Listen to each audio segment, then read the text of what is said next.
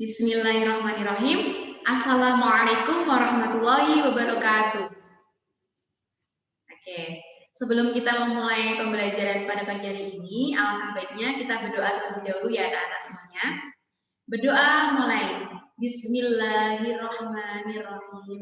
Raditu billahi robba wa bil islami dina wa bi Muhammadin nabiyya wa rasulah. Rabbi zidni ilma wa rizqni fahma. Amin. Ya. Gimana kabarnya anak-anak semuanya? Ya, alhamdulillah baik semuanya ya. Nah, gimana nih? Ini hari Senin kan? Biasanya hari Senin itu hari yang malas. Karena apa? Karena kemarin hari Minggu ya. Hari Minggu pada kemana nih? Liburan ya? Ya, ada yang di rumah aja, ada yang liburan ya. Semoga kita tetap sehat ya anak ya, karena pada saat ini kan lagi di masa pandemi ya, pada masa COVID ini lagi merajalela sekali, jadi kita harus menjaga. Kalau bisa di rumah aja, jangan kemana-mana ya. Oke, baik. Nah, biar semangat kita membara-bara nih, kita ice breaking dulu ya. Ya, ice breaking dulu, oke. Kalau ibu bilang, mana semangatmu? Kalian jawab sambil mengepalkan tangan ke dada dan dihentakkan ya. Mana semangatmu? Ini semangatku gitu ya. Lagi anak-anak ya. Mana semangatmu? Ini semangatku. Sekali lagi ya, yang keras dan penuh dengan semangat. Mana semangatmu? Ini semangatku. Ya, oke, baik. Sebelum kita masuk pembelajaran pada pagi hari ini, ya kita mengulang kembali nih pembelajaran kemarin. Ada yang masih ingat? Ya, betul sekali, menuntut ilmu dan cara menyampaikan kepada sesama. Nah, oke ya anak-anak semuanya, kita harus tahu nih bahwa ilmu itu adalah suatu yang harus kita punya, gitu, pegangan hidup kita. Ilmu itu dasar untuk menjalani kehidupan, gitu ya. Kalau tidak ada ilmu, kita tidak bisa gimana caranya menyampaikannya, gitu kan? Karena sudah jelas bahwa mencari ilmu itu hukumnya wajib untuk seorang muslim dan muslimat gitu. Jadi kalau kita ingin menguasai dunia maka kuasailah dengan ilmu. Kalau kita ingin menguasai akhirat maka kuasailah dengan ilmu. Dan kalau kita ingin menguasai dua-duanya, dunia dan akhirat, maka kuasailah dengan ilmu. Jadi jangan pernah merasa puas atas ilmu yang kita miliki sekarang. Kalau bisa, sekarang kan zamannya internet ya, kita bisa mencari semuanya di internet. Cari aja, perbanyaklah ilmu, karena suatu saat nanti Allah akan mengangkat derajat orang yang memiliki ilmu. Jadi nggak usah khawatir ilmu kalian udah mencari ilmu sebanyak mungkin itu nggak ada gunanya, enggak. Kalau kita bisa mengamalkannya, menyampaikannya kepada sesama. Nah, itu yang paling penting. Kalau kita sudah memiliki ilmu, jangan lupa. Jangan sampai ilmu itu stuck di diri kita. Jangan sampai ilmu itu hanya berhenti di diri kita. Kalau bisa kita mengamalkannya, maka pahala kita akan mengalir. Apalagi kalau yang kita kasih ilmu itu juga mengamalkannya, pahala kita semakin mengalir begitu ya anak-anak semuanya ya. Oke, nah akan tetapi sekarang kita akan membahas mengenai ibadah kurban dan akikah. Nah, sebelum kita masuk ke akikah, kita kita mengulas lebih dalam lagi tentang ibadah kurban. Ya. Nah, apa sih ibadah kurban itu? Anak-anak ada yang tahu? Ibadah kurban adalah apa? Ada yang tahu nggak? Anak-anak semuanya? Oke, kurban menurut bahasa itu merupakan bentuk kata bahasa Arab yang berbunyi atau kata bahasa Arab koroba, kurban, koribun yang artinya dekat, gitu ya. Namun menurut istilah atau menurut syariat, kurban adalah hewan yang disembelih yang dengan niat untuk mendekatkan diri kepada Allah dengan syarat-syarat dan waktu tertentu begitu. Nah, kemudian hukum kurban. Nah, Berkurban itu merupakan salah satu ibadah yang disyariatkan kepada keluarga muslim yang mampu. Seperti firman Allah pada Quran surah Al-Kautsar ayat 1 sampai ayat 2 yang berbunyi Bismillahirrahmanirrahim Inna a'tainakal kautsar fasholli lirabbika wanhar, yang artinya sesungguhnya Allah telah memberikan kepadamu nikmat yang banyak, gitu ya. Fasholli lirabbika wanhar, maka dirikanlah sholat untuk Tuhanmu dan berkurbanlah, gitu. Jadi ketika kita lihat di sini ada sebagian ulama yang berpendapat bahwa kurban itu hukumnya wajib.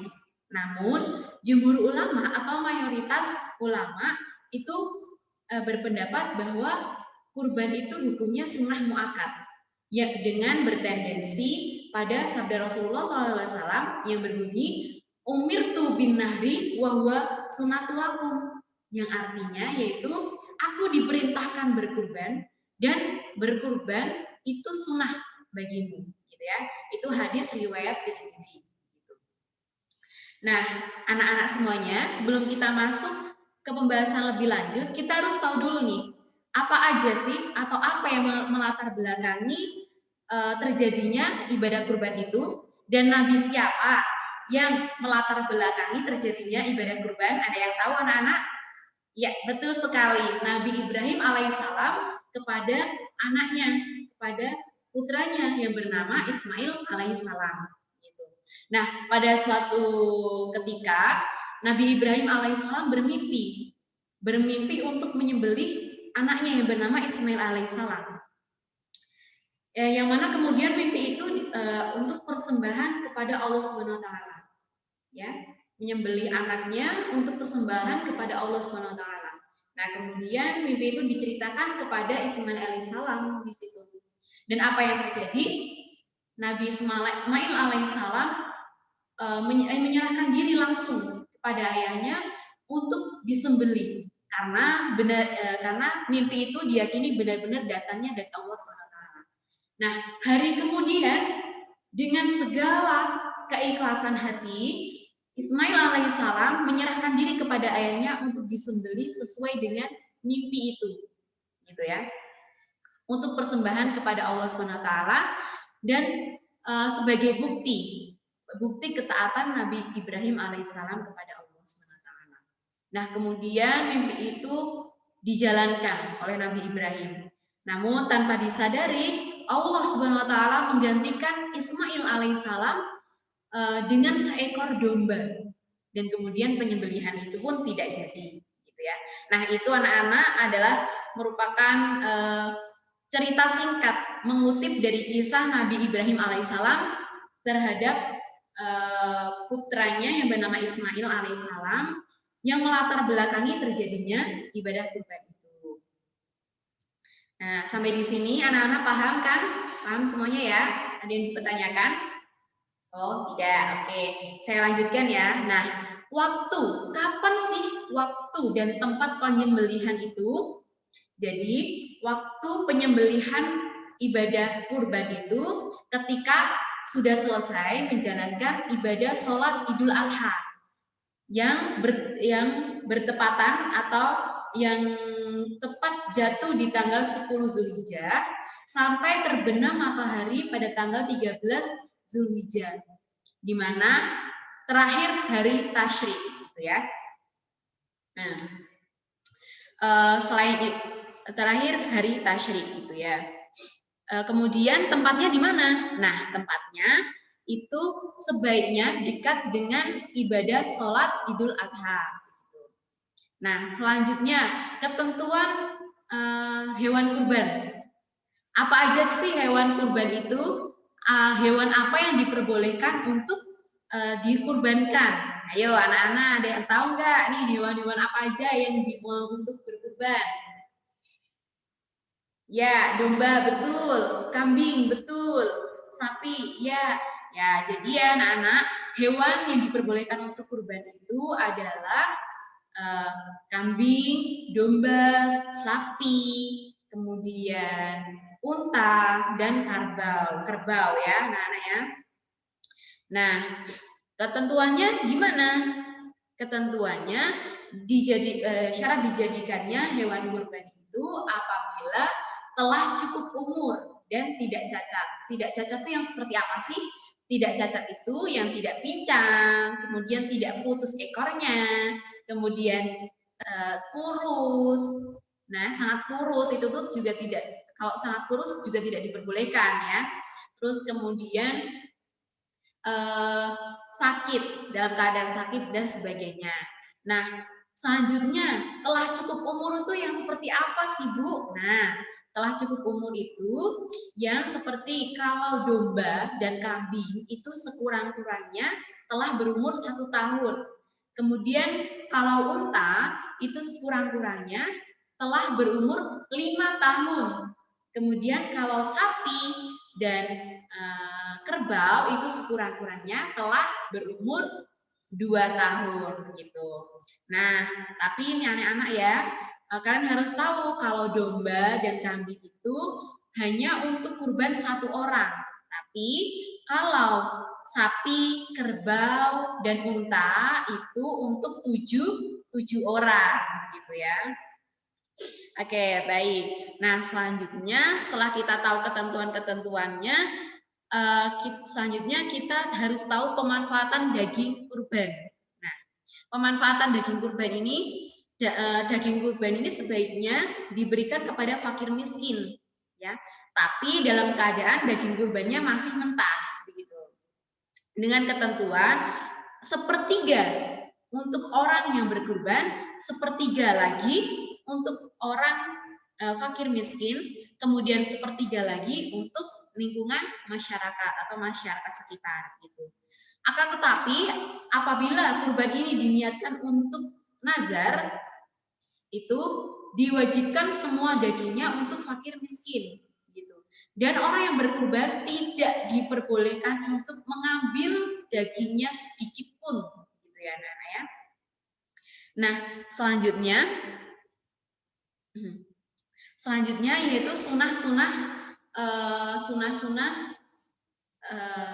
hewan kurban atau penyembelihan hewan kurban. Nah, yang pertama sebelum itu pada saat penyembelihan yang pertama kita harus membaca basmalah atau membaca bismillah gitu ya. Yang kedua membaca sholawat. Nah, yang ketiga yaitu menghadapkan dagingnya ke arah kiblat. Bukan dagingnya tapi hewan, mengarahkan hewannya ke arah kiblat. Gitu. Kemudian memotong pada pangkal leher. Nah, kemudian memotong pada urat kiri dan kanan leher hewan begitu.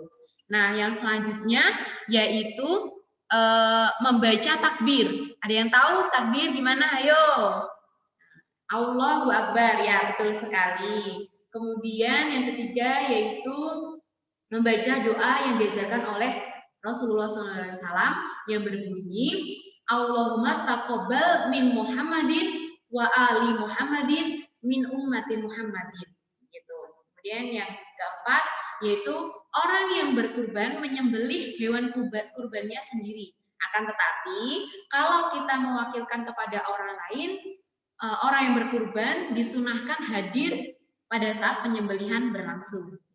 Nah, yang terakhir nih anak-anak ya, yaitu hikmah kurban. Nah, hikmah kurban ini melibatkan banyak sekali, banyak orang ya hikmah kurban ya. Yang pertama yaitu hikmah kurban bagi orang yang berkurban. Itu apa saja sih? Ya, yang pertama yaitu menumbuhkan kecintaannya kepada Allah Subhanahu wa taala. Kemudian yang kedua yaitu Yang kedua meningkatkan rasa syukur kita kepada Allah Subhanahu wa taala. Nah, yang ketiga yaitu meningkatkan atau mewujudkan rasa atau sikap tolong menolong, kemudian kasih mengasihi dan rasa solidaritas gitu. Nah, yang kedua yaitu bagi penerima hewan kurban.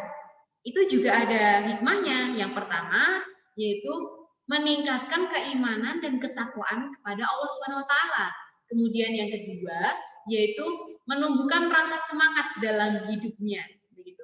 Kemudian yang ketiga ya anak-anak ya, itu bagi kepentingan umum. Bagi kepentingan umum itu bagi masyarakat sekitar itu ya. Nah, itu hikmahnya yaitu yang pertama yang pertama meningkatkan keimanan, meningkatkan tali atau memperkokoh tali persaudaraan, yang mana penyembelihan ibadah kurban ini kan sesuai atau melibatkan semua lapisan masyarakat. Jadi dengan begitu bisa meningkatkan atau memperkokoh tali persaudaraan. Kemudian yang kedua yaitu menumbuhkan dan meningkatkan kesadaran beragama. Kesadaran beragama bagi orang yang tidak mampu dan orang yang mampu. Nah, seperti itu anak-anak. Jadi kita sebagai orang yang berkurban maupun penerima kurban maupun kita masyarakat sekitar ya, jadi masyarakat sekitar yang ikut membantu pelaksanaan ibadah kurban itu, kita juga akan diberikan pahala. Kita akan mendapatkan pahala dari Allah Subhanahu wa taala. Nah, sampai di sini ada yang perlu dipertanyakan atau ada pertanyaan dari kalian, anak-anak? Ya, saya kira cukup ya. Nanti kalau ada pertanyaan, kalian bisa tanyakan di WhatsApp group gitu ya. Dan semoga materi yang kita pelajari hari ini dapat bermanfaat buat kita semuanya. Dan materi selanjutnya kita akan membahas ibadah akikah ya. Nah, namun sebelum saya menutup materi atau menutup pembelajaran pada pagi hari ini, ada tugas buat kalian nih anak-anak nih ya. Kalian mencari kisah Nabi Ibrahim mengenai atau yang melatar belakangi terjadinya ibadah kurban ini ya. Nanti tugasnya kalian menceritakan dengan bahasa kalian sendiri dalam bentuk video. Nanti dikirimkan di lewat email atau lewat WhatsApp group ya. Nanti saya akan bukakan sesi di mana untuk pengumpulannya ya lewat video dengan menggunakan bahasa kalian sendiri ya.